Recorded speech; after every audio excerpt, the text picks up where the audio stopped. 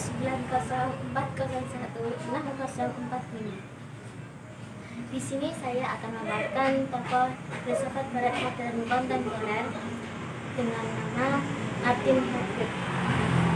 Filsafat kontemporer lahir sebagai penyempurna filsafat modern. Pada masa kontemporer inilah ilmu pengetahuan mulai berkembang secara terus-menerus sehingga menghasilkan berbagai fenomena serta inovasi baru dari pergerakan ilmu pengetahuan di muka bumi dalam lintas peradaban. Tokoh filsafat barat kontemporer yaitu termasuk Martin Heidegger merupakan filsuf yang beraliran eksistensialisme. Eksistensialisme adalah suatu gerakan protes dalam filsafat modern yang filsafatan yang memandang segalanya berpangkat pada eksistensi. Kesadaran dari eksistensi adalah manusia. Eksistensi pada manusia adalah cara manusia berada di dunia ini. Salah satu doktrin dari pemikiran Heidegger yaitu perbedaan kemampuan benda dan makhluk lain dalam kemampuan dasarnya. Dalam manusia dengan lisan, dalam berhubungan dengan lingkungan sekitarnya, lebih lanjut bahwa manusia dapat memikirkan benda-benda, alat-alat, dan beraktivitas sesuai dengan keinginan yang sudah dipilihnya. Inilah kemampuan eksistensi yang sesungguhnya.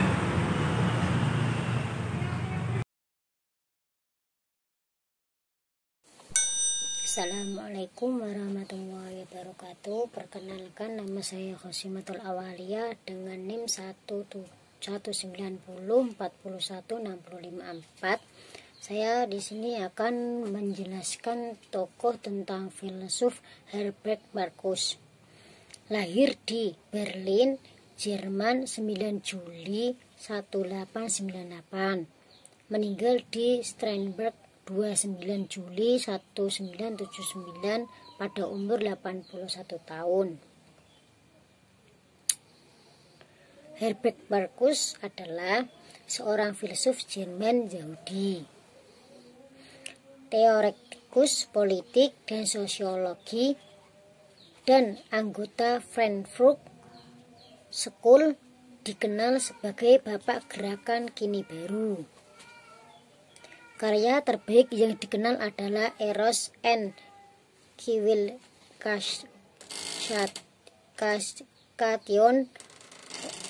Marcuse adalah intelektual yang memberi pengaruh besar pada gerakan Kini Baru dan gerakan mahasiswa pada tahun 1960-an.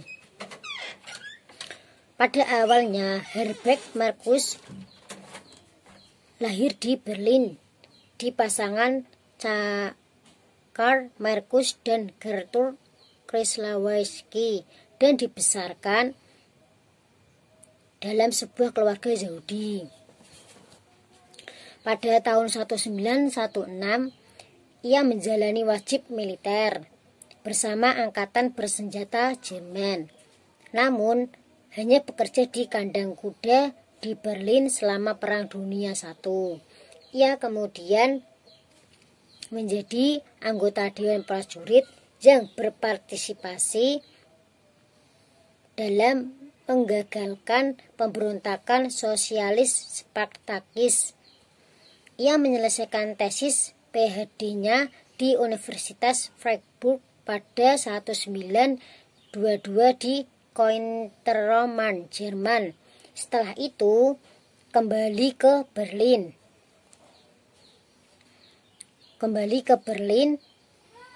di mana ia bekerja di penerbitan pada tahun 1924.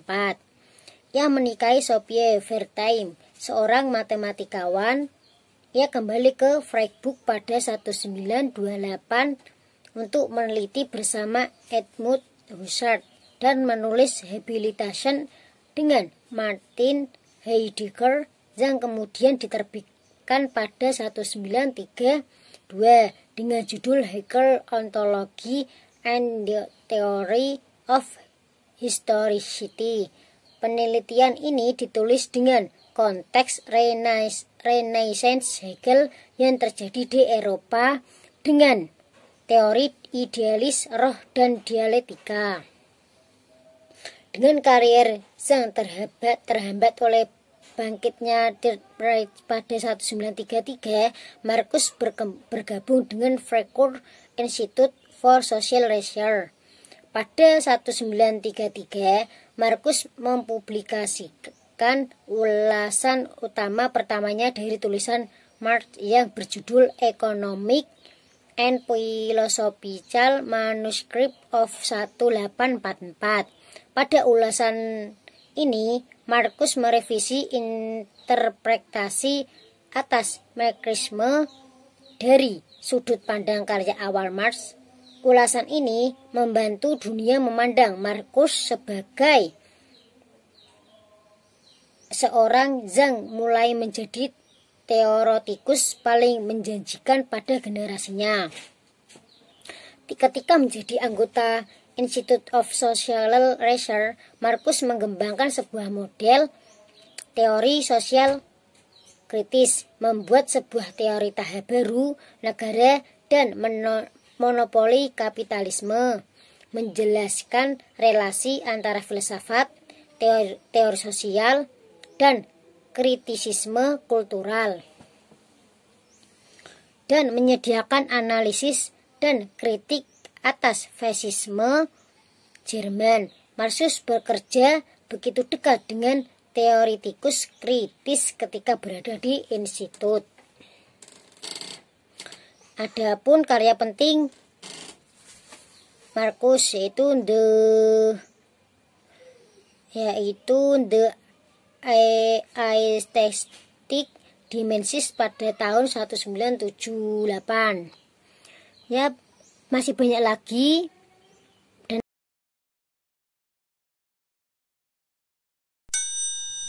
Aliran dalam filsafat Gadamer adalah filsafat kontinental. Itu adalah sebutan bagi awal abad 19 ke abad 20, yang artinya keseluruhan sejarah yang ditinggalkan.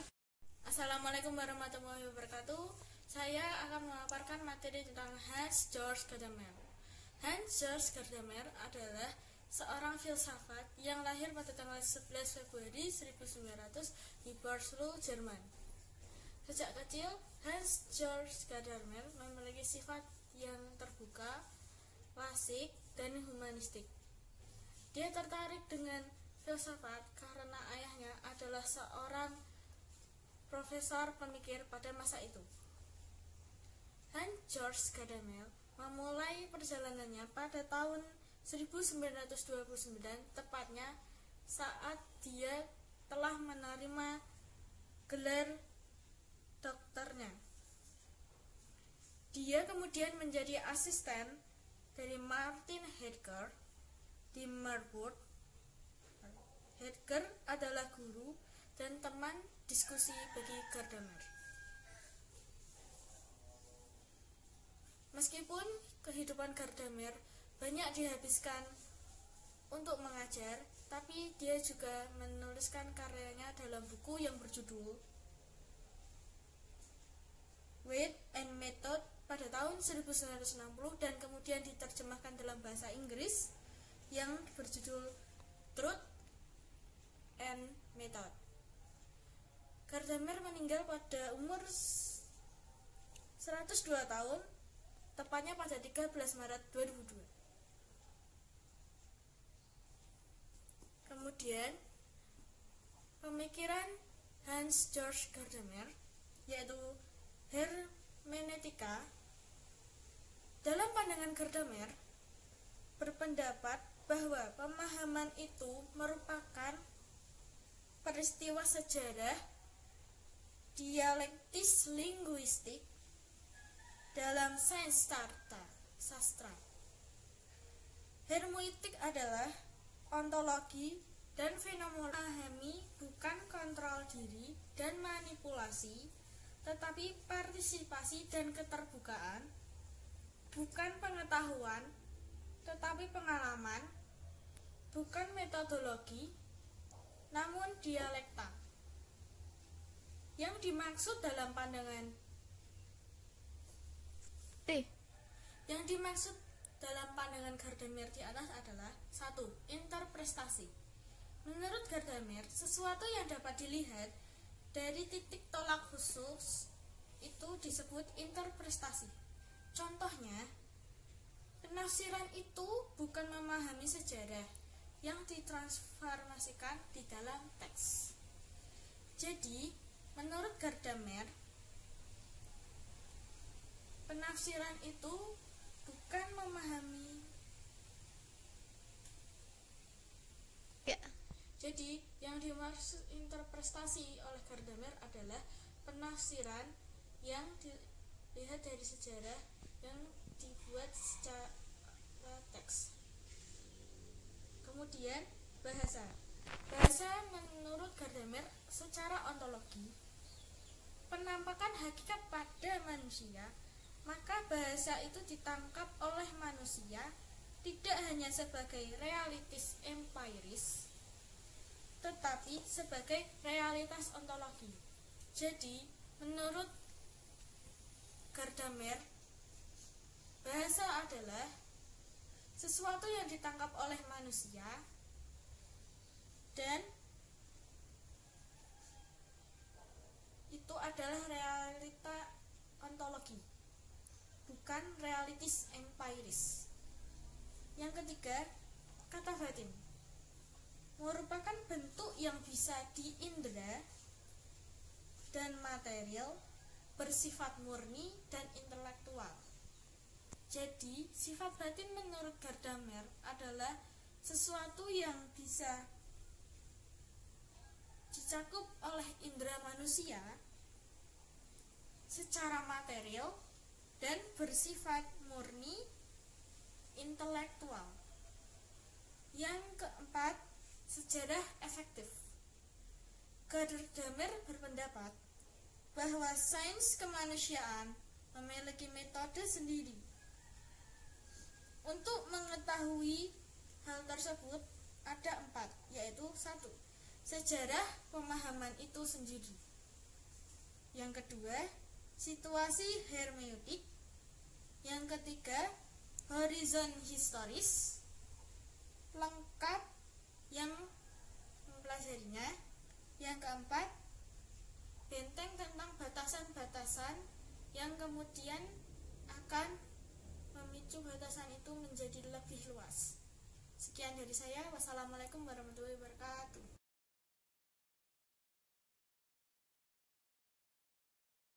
Bacakan kesimpulan dari 3 tokoh filsuf.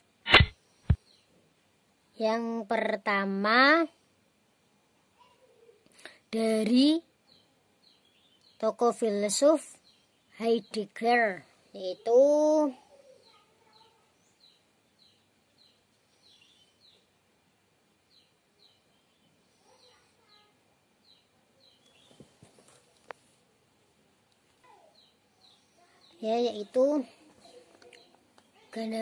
Gadamer merupakan filsuf Jerman yang mengembangkan kajian hermeneutika ontologisme.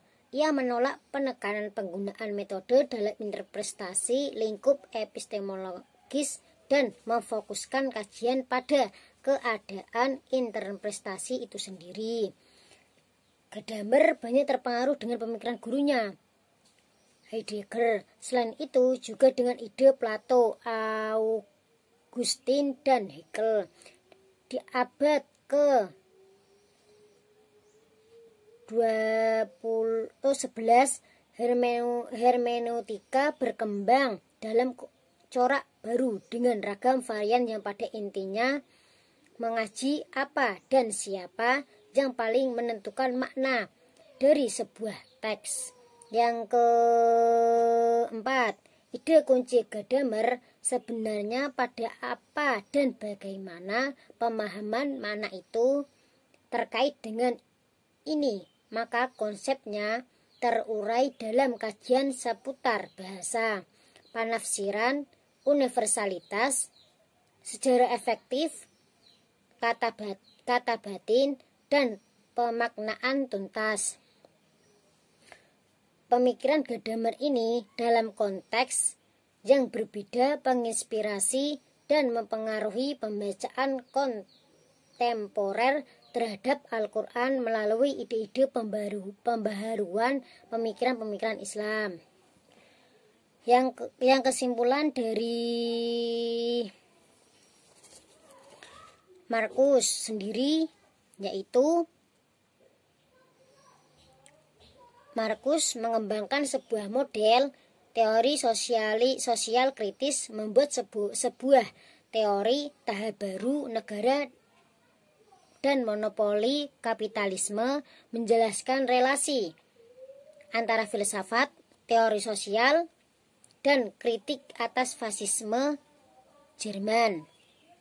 Markus bekerja begitu dekat dengan teoretikus kritis ketika berada di institut.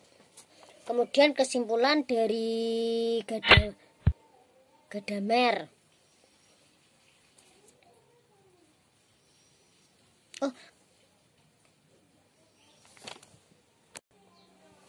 Kemudian kesimpulan dari Heidegger yaitu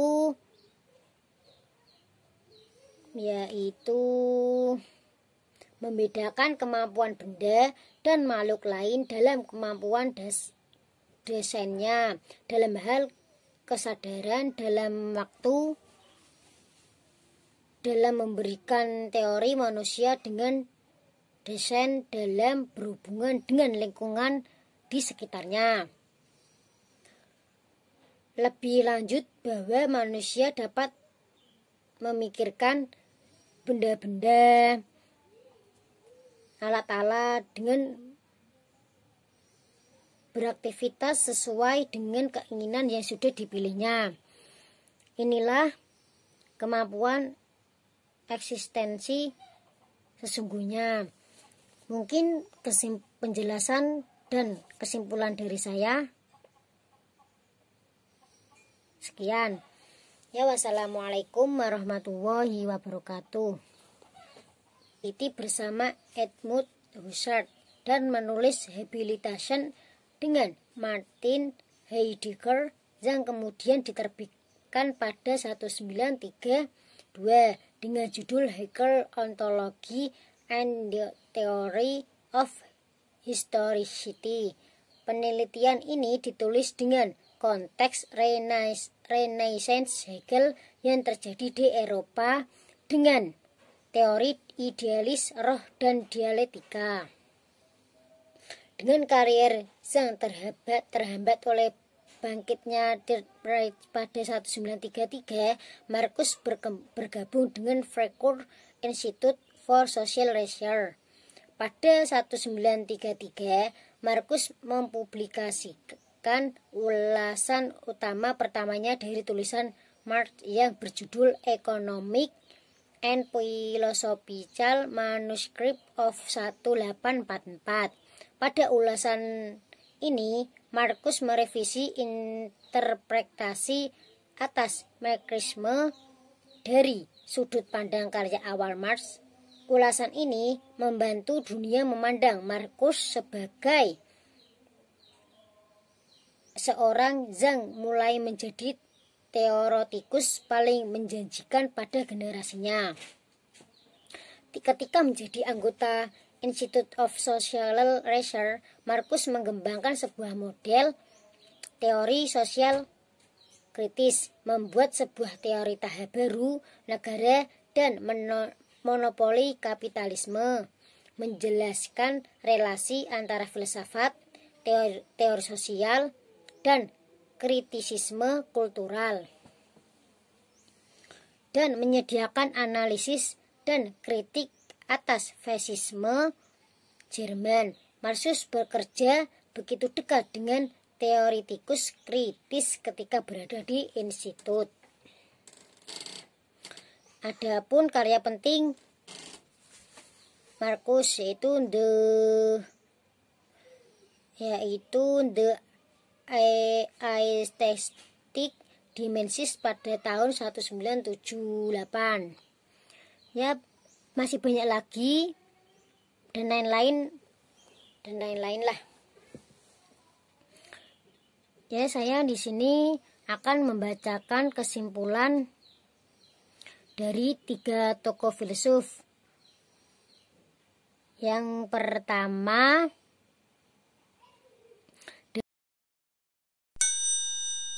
dan ia mengembangkan kajian hermeneutika ontologisme. Ia menolak penekanan penggunaan metode dalam interpretasi lingkup epistemologis dan memfokuskan kajian pada keadaan interpretasi itu sendiri. Gadamer banyak terpengaruh dengan pemikiran gurunya, Heidegger. Selain itu juga dengan ide Plato, Augustine, dan Hegel. Di abad ke-11 hermeneutika berkembang dalam corak baru dengan ragam varian yang pada intinya mengaji apa dan siapa yang paling menentukan makna dari sebuah teks.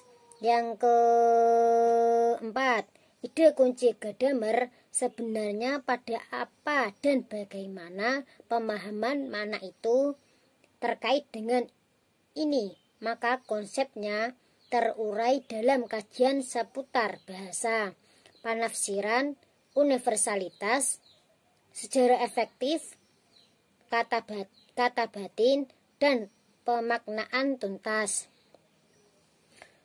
Pemikiran Gadamer ini dalam konteks yang berbeda menginspirasi dan mempengaruhi pembacaan kontemporer terhadap Al-Quran melalui ide-ide pembaharuan pemikiran-pemikiran Islam.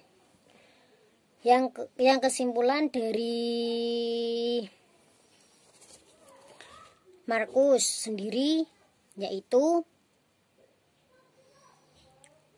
Markus mengembangkan sebuah model teori sosial kritis, membuat sebuah teori tahap baru negara dan monopoli kapitalisme, menjelaskan relasi antara filsafat, teori sosial, dan kritik atas fasisme Jerman. Markus bekerja begitu dekat dengan teoretikus kritis ketika berada di institut. Kemudian kesimpulan dari Gadamer.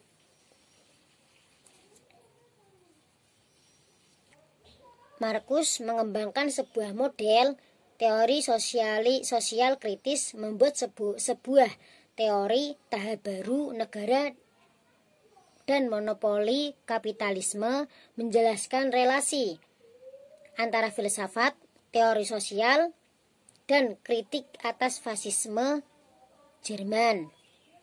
Markus bekerja begitu dekat dengan teoretikus kritis ketika berada di institut. Kemudian kesimpulan dari Gadamer.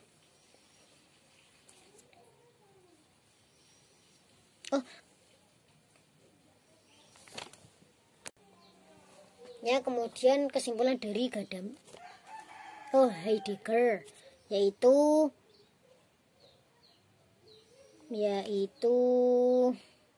membedakan kemampuan benda dan makhluk lain dalam kemampuan desainnya, dalam hal kesadaran, dalam waktu, dalam memberikan teori manusia dengan desain dalam berhubungan dengan lingkungan di sekitarnya. Lebih lanjut bahwa manusia dapat memikirkan benda-benda, alat-alat dengan beraktivitas sesuai dengan keinginan yang sudah dipilihnya.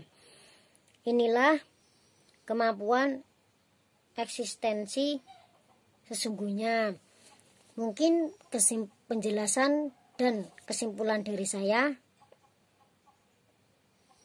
Sekian. Wassalamualaikum warahmatullahi wabarakatuh.